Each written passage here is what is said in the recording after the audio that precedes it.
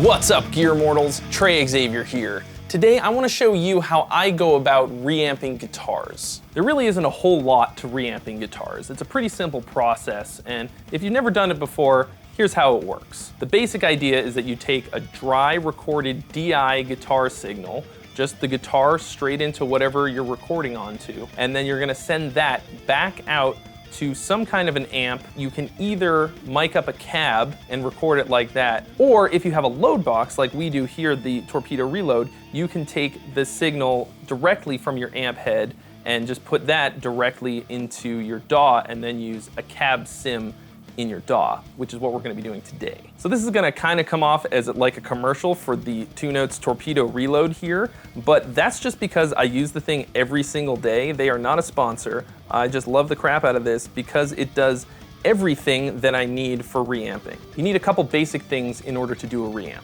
Number one, you need an amp. Number two, you need a reamp box. What that does is it takes the signal out from your interface and it converts it to the right impedance so that it'll go into the front of your amp at the right level, basically. Because otherwise, you can send the direct signal out straight from your interface, but it's not gonna sound right. So you need a reamp box. The Reload has a reamp box in there. And then finally, you need a load box to take the ohmage load from your amp and not blow up your interface when it goes into here. So you cannot plug your amp's output directly into your interface. You will do terrible, terrible things to both the amp and the interface. There will be maybe explosions and fire. I don't know, I've never done it, but I know that you don't want to do it. So we need a load box. In this case, the Torpedo Reload is going to be our load box. So that takes the raw 120 watts of power that we're getting from the generator 120, and it converts it into a signal that we can use as an XLR output direct into the back of the Apollo. The amp that we're using today is the Rev Generator 120. It is a beast of an amp, and I love it.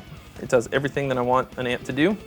Also not a sponsor. Let's take a look back here at all the different kinds of ins and outs that we're dealing with, okay? So we have our DI signal in Pro Tools. So we need to get the signal from the interface into the reamp portion of the Reload. So we're gonna go out from the line 4, in this case today, with a TRS cable, and we're gonna go into the line in the back of the Reload. That's gonna get our signal from here to here in a way that it can use it. So this is the point at which we need to use any effects that we want going into the front of the amp, basically into the signal chain right now. So I like boosted guitar sounds. I'm gonna use the Aris Effects Savage Drive today. That's just kind of my go-to overdrive today. So I'm gonna take this little patch cable and I'm gonna go from the amp out on the Reload to the in on the Savage Drive. We're gonna take this guitar cable to the out, and then that's gonna go all the way around to the input of the amp, okay? So we're going from output on the Reload into the drive, out of the drive, into the front of the amp. Don't turn your amp on yet, okay? See, the amp is off, very important. The Reload is on. We want that. You never want to turn your amp on without it being connected to some kind of load, okay? A load could be either a load box or more likely a cabinet. A speaker cabinet and a load box are specifically designed to work with amps and not blow up, basically. So you are probably familiar with a speaker cable. It's a big old thick 1/4 inch cable, and we're gonna attach that to the 8 ohm out on the Generator 120. Then we're gonna take the other end and we're gonna put it into the speaker in on the Reload. Now, it's very important that your load box has the same impedance as your amp. So impedance is how many ohms. We've got 4, 8, or 16 on the Reload. We're using 8, it's set to 8. You don't wanna mess that up. At worst, it can hurt your amp. At best, it sounds like crap. So with the Reload on and the amp connected to a load, we can safely turn our amp on. Today we're gonna use channel 4.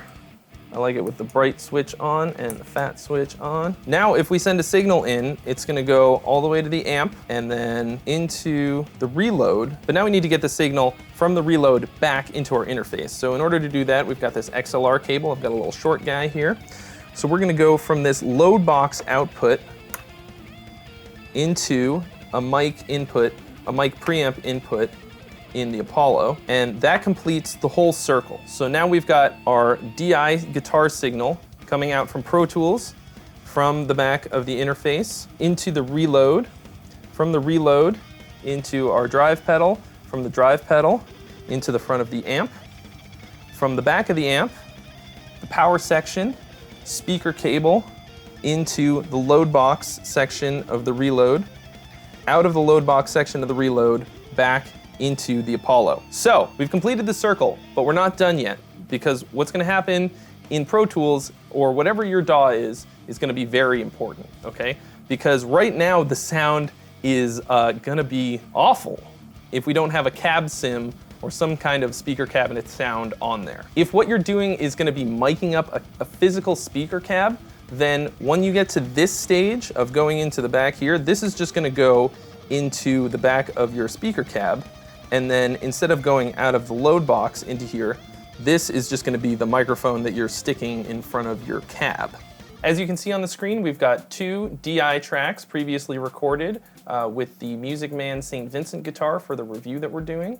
And then we've got 2 tracks that are empty, and that's where the reamped guitar tracks are gonna go. What I like to do is solo out both the DI and the reamp track just to avoid any problems, because what you don't want is other DI tracks accidentally going into the same track and then kind of double reamping. I have done that before. You don't want that. Very important thing to do at this point, before you hit record or anything, you're gonna wanna put some kind of a cab sim on the reamp guitar track. I am using Pulse from Lancaster Audio.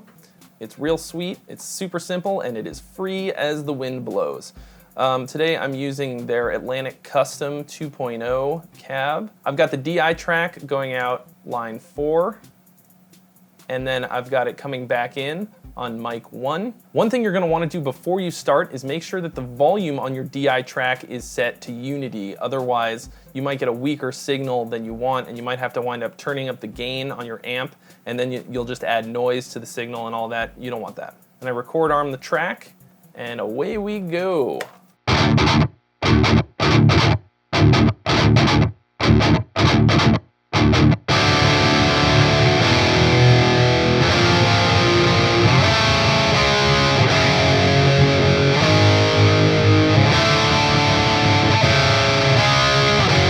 So at this point, as it's running, I can hear what it sounds like, but I can adjust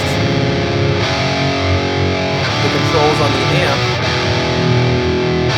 more or less of whatever. If it needs more treble, if it needs more bass. So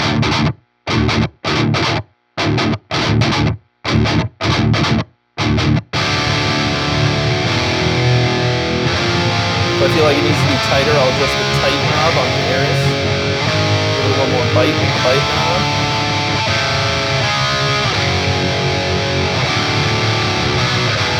Then once I'm satisfied with how it sounds, I can just hit record and let it run.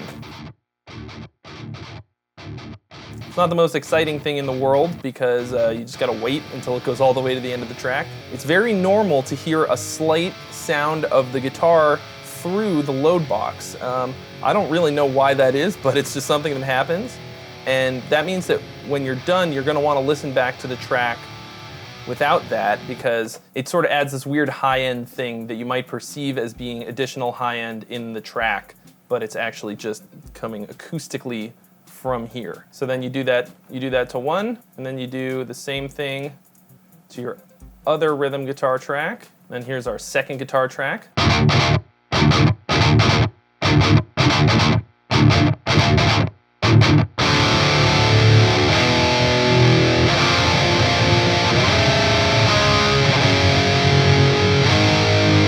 So now here's what it sounds like with everything.